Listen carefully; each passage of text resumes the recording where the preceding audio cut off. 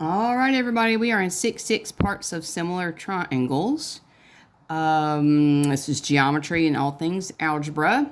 So, all right, this is going to be a part tour. So this is going to be part 1, and then I'll put the link below for part 2.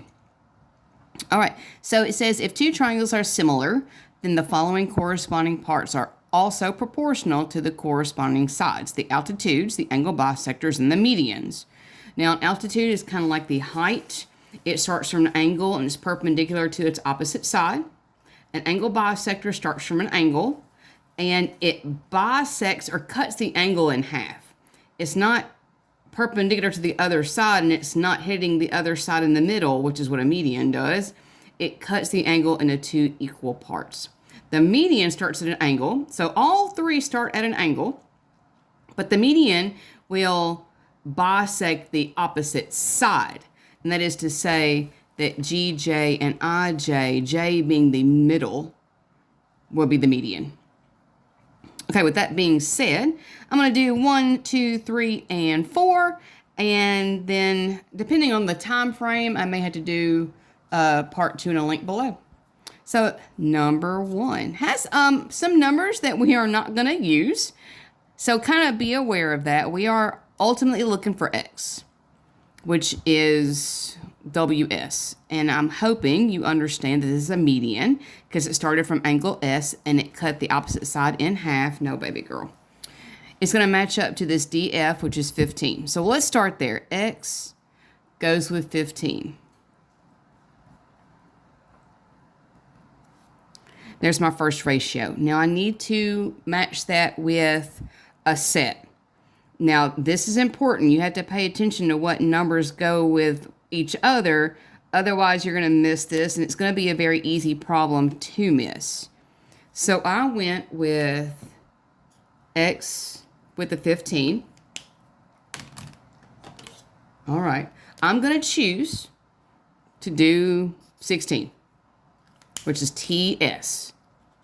That's my first 2 letters. Now, you probably heard me pause in that. Because I could have gone with the 19.2. I just didn't want to deal with the decimal. So I'm not going to deal with the decimal. I'm going to go with the 16. So I did left X with the right 15. Now I'm going to go left triangle 16. And since it was the first 2 letters, I have to match it up with DE, the first 2 letters. So that 16 has to match up with 20.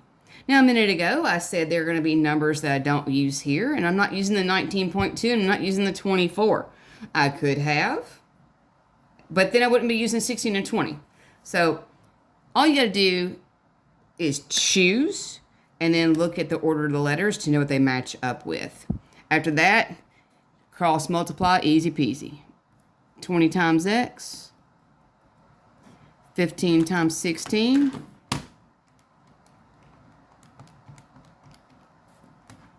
240, and then 20 times something is 240, but since I don't know what that is, I'm going to divide that 240 by 20, and I get X is 12.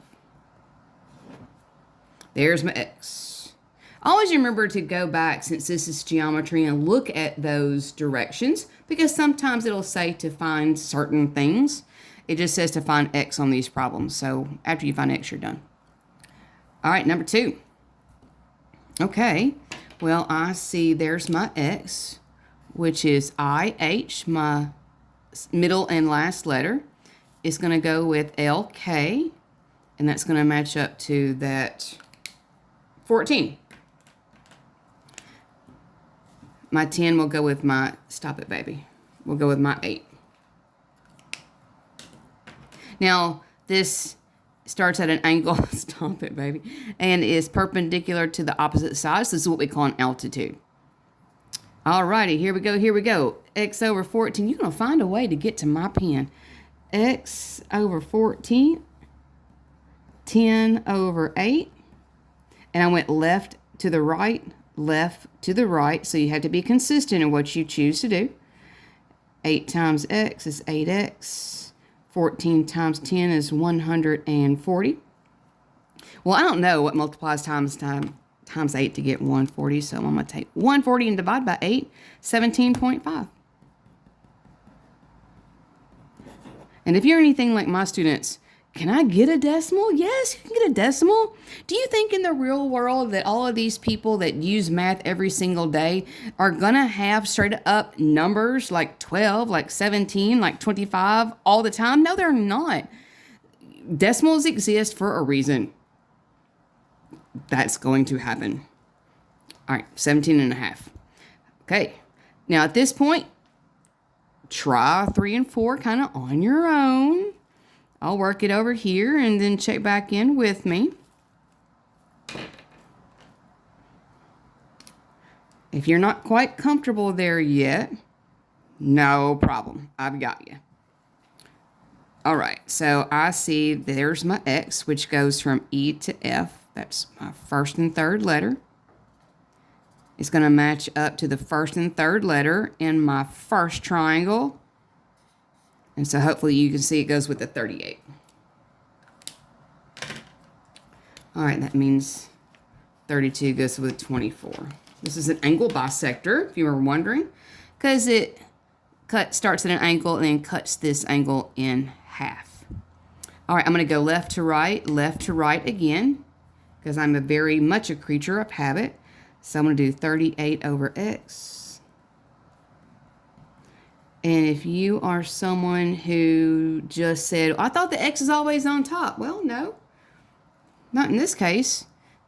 I went left to right again. If I had gone right to left, then the X would have been on top. But I didn't go that way. I went left to right. So 38 over X, 32 over 24, cross multiplying. 38 times 24.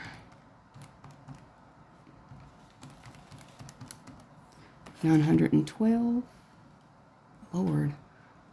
I'm tired today, writing my numbers backwards. Divide by 32. 28.5.